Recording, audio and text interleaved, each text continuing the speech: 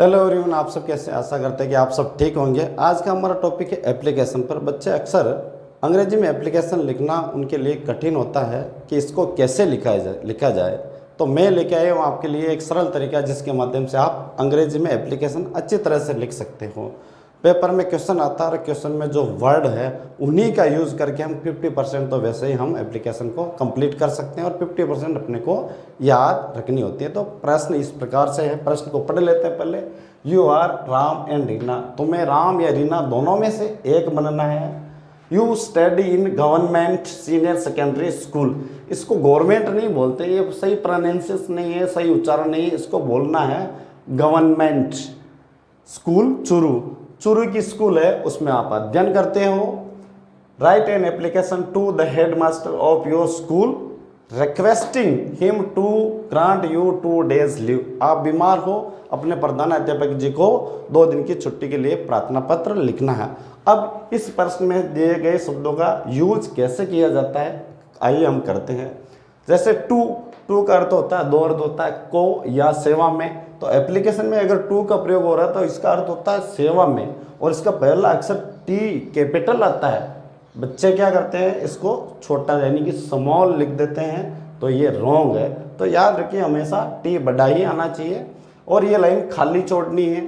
फिर दूसरी वाली लाइन इतना सा गैप ऐसे रख के इस एंगल से लिखना है ताकि टी जो है यहाँ पर, यहाँ से टी बड़ा आएगा, यहाँ से स्टार्ट करने के बाद में फिर द हेड मास्टर। अब हेड मास्टर का हमेशा ही एच बड़ा ही आता है। और दूसरी गलती क्या करते हैं कि हेड मास्टर को जो है हेड को अलग कर देते हैं और मास्टर को अलग कर देते हैं। अब हेड मास्टर की मीनिंग आपको याद रखने की ज़रूरत नहीं है। हाँ, क्वेश्चन में अगर प्रिंसिपल आए तो यहाँ पर प्रिंसिपल लिखना है और हेड मास्टर आए तो हेड मास्टर लिखना है। तो हेड मास्टर यहाँ से लिख सकते हो आप, ये देखो हेड मास्टर। कुछ नहीं करना, थोड़ा सा दिमाग लगाना। हेड मास्टर यहाँ से उठा है, इनको यहाँ लिख दिया।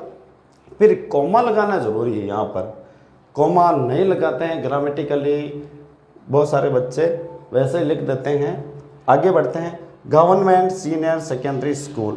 अब ये स्कूल का नाम है, इसका प्रत्येक लेटर यानी अक्षर जो बड़ा होना चाहिए, देखो जी बड़ा है, एस बड़ा है, एस बड़ा है, एस बड़ा है, और चुरू इसका सी भी बड़ा है। फिर सर की मीनिंग, इसमें भी एस बड़ा है, ये लाइन खाली छोड़नी है और यहाँ जो है कॉमा लगती है। देखो यहाँ पर सब जगह है फुल स्टॉप, जो कि शॉर्ट में लिखा हुआ है, ब्रीफ यानी संक्षिप्त रूप में लिखा गया, तो यहाँ पर सब जगह फुल स्टॉप आया है।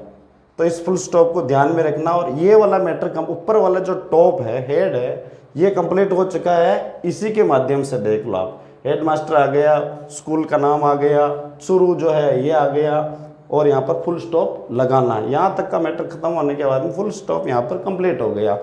फिर सर से कॉमा लगा के पूरी लाइन खाली छोड़नी है।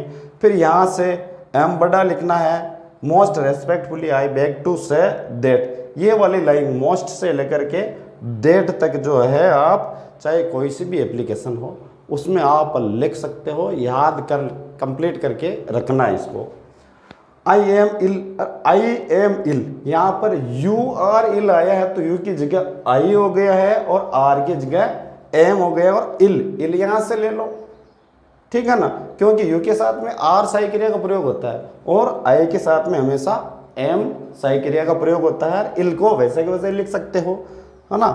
सविनय नम्र निवेदन है कि मैं बीमार हूँ।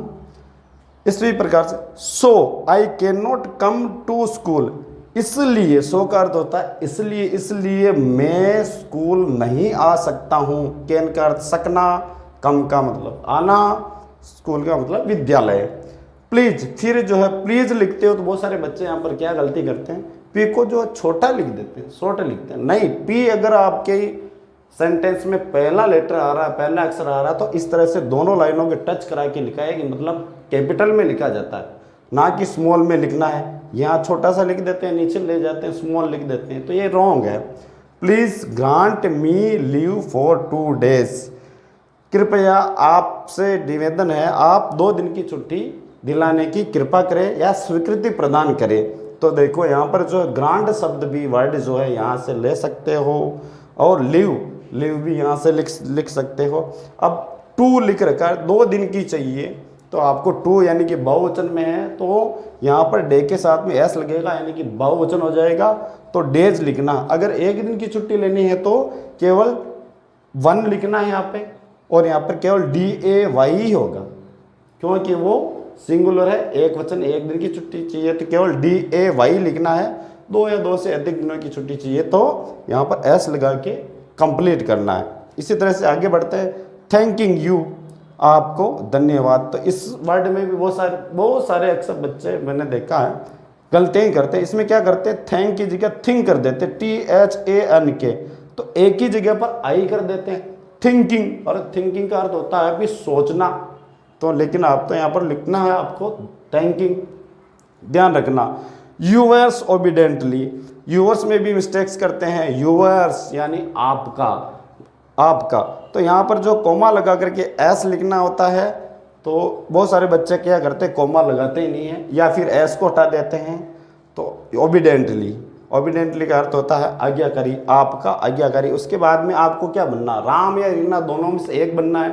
तो आप राम बने हैं तो यहाँ पर नाम जो है राम लिख सकते हो, फिर आपने क्लास लिखो और रोल नंबर लिख सकते हैं। इस तरह से आप जो है आसानी से एप्लीकेशन को कंप्लीट कर सकते हो। आई होप कि ये वीडियो आपको पसंद आया होगा, तो हमारे चैनल को सब्सक्राइब कीजिए। इसी तरह के वीडियो को आपको मोबाइल पे तुरंत चाहिए तो सब्सक्राइब करके रखना, ताकि नेक्स्ट वीडियो जब हम बनाएं तो आपके मोबाइल पर आसानी से आ जाए।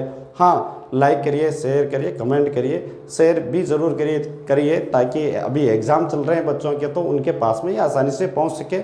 और सही करने से आपको जाता ही क्या है। तब तक के मिलते हैं, जय हिंद।